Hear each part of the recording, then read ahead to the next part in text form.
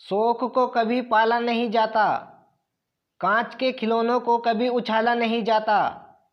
मिल जाती है मंजिल कोशिश करने पर, हर बात को किस्मत पर टाला नहीं जाता। जय हिंद दोस्तों, ऑनलाइन स्टडी ट्रैक में आपका स्वागत है। दोस्तों 1000 जीके क्वेश्चन की सीरीज का यह 10वां पार्ट है।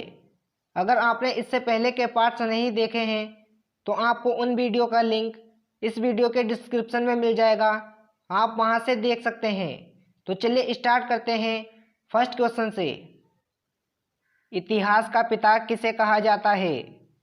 इतिहास का पिता हेरोडोटस को कहा जाता है। सिंधु सभ्यता की लिपि किस प्रकार की थी? सिंधु सभ्यता की लिपि भावचित्रात्मक थी। सिंधु घाटी सभ्यता का प्रमुख बंदरगाह कौन सा था? सिंधु घाटी सभ्यता का प्रमुख बंदरगाह लोथल था।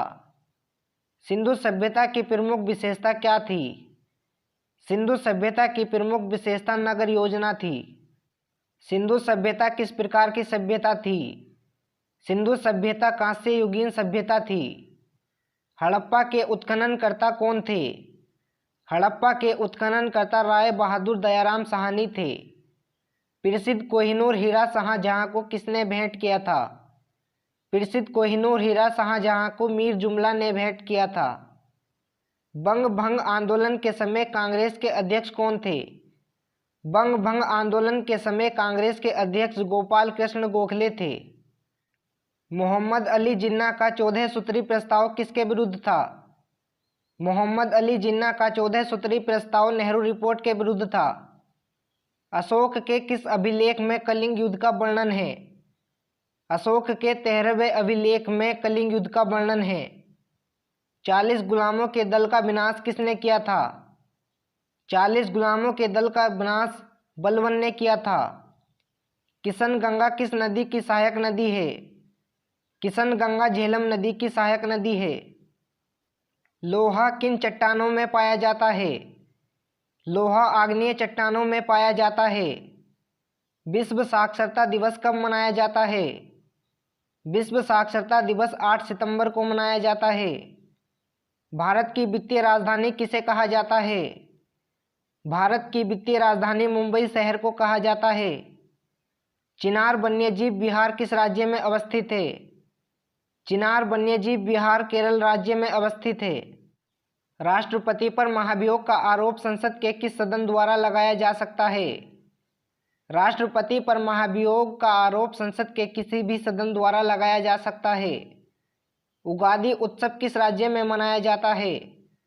उगादि उत्सव कर्नाटक राज्य में मनाया जाता है। कारगिल विजय दिवस कब मनाया जाता है? कारगिल विजय दिवस 26 जुलाई को मनाया जाता है। लोकसभा में अविश्वास प्रस्ताव लाने के लिए कितने सदस्यों की सहमति आवश्यक है? लोकसभा में अविश्वास प्रस्ताव लाने के लिए 50 सदस्यों की सहमति आवश्यक है। किस वायसराय के कार्यकाल में भारत में संविधान सभा का गठन हुआ था? लॉर्ड बेबल वायसराय के कार्यकाल में भारत में संविधान सभा का गठन हुआ था। संविधान का कौन सा अनुच्छेद उपाधियों के अंत की घोषणा करता है? अनुच्छेद 18 उपाधियों के अंत की घोषणा करता है। गोताखोर समुद्र के अंदर सांस लेने के लिए किन गैसों के मिश्रण का उपयोग करते हैं? गोताखोर समुद्र के अंदर सांस लेने के लिए हीलियम और ऑक्सीजन गैसों के मिश्रण का उपयोग करते हैं। अंतर्राष्ट्रीय ओलंपिक समिति के अध्यक्ष का चुनाव कितने वर्षों के लिए होता है? अंतर्राष्ट्रीय ओलंपिक समिति के अध्यक्ष का चुनाव 8 वर्षों के लिए होता है। गांधार शैली का संबंध किससे है? गांधार शैली का संबंध मूर्ति कला से है। भारत के किस नगर को पूर्व का सिराज कहा जाता है? भारत के जौनपुर को पूर्व का सिराज कहा जाता है। पृथ्वी के अंदर पिघले हुए पदार्थ को क्या कहते हैं? पृथ्वी के अंदर पिघले हुए पदार्थ को मैग्मा कहते हैं। सर्वप्रथम किस राष्ट्रपति की मृत्यु अपने कार्यकाल में हुई थी? सर्वप्रथम डॉक्टर जाकिर हुसैन की मृत्यु अपने कार्यकाल में हुई थी। चौरी चौरा कांड किस वायसराय के कार्यकाल की घटना है? चौरी चौरा कांड लॉर्ड रीडिंग के कार्यकाल की घटना है। भारत की यात्रा पर आने वाले प्रथम ब्रिटिश सम्राट कौन थे? भारत की यात्रा पर आने वाले प्रथम ब्रिटिश सम्राट जॉर्ज पंचम थे। धात्विक ऑक्साइड की प्रकृति कैसी होती है? धात्विक ऑक्साइड की प्रकृति क्षारीय होती है। सर्वाधिक शुद्ध लोहा अयस्क कौन सा है? सर्वाधिक शुद्ध लोहा अयस्क मैग्नेटाइट है। किसको जस्ते का फूल कहा जाता है? जिंक ऑक्साइड को जस्ते का फूल कहा जाता है। काला सीसा किसे कहा जाता है? काला सीसा ग्रेफाइट को कहा जाता है। ये धातुओं के ऑक्साइड की प्रकृति कैसी होती है? ये धातुओं के ऑक्साइड की प्रकृति अम्लीय या क्षारीय होती है। रबर के पेड़ से निकलने वाले किस पदार्थ से कच्चा रबड़ बनता है? रबड़ के पेड़ से निकलने वाले लेटेक्स पदार्थ से कच्चा रबड़ बनता है। पोटेशियम ब्रोमाइड का उपयोग किसकी दवा के रूप में होता है? पोटेशियम ब्रोमाइड का उपयोग नींद लाने वाली दवा के रूप में होता है।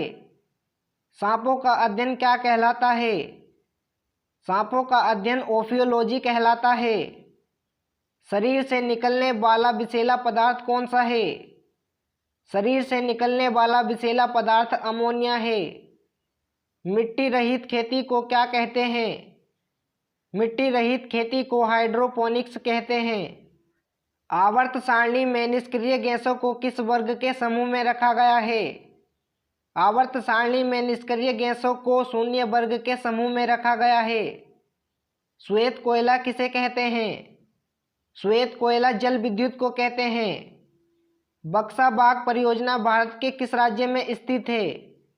बक्सा बाग परियोजना पश्चिम बंगाल में स्थित है। भारतीय सर्वेक्षण विभाग का मुख्यालय कहाँ स्थित है?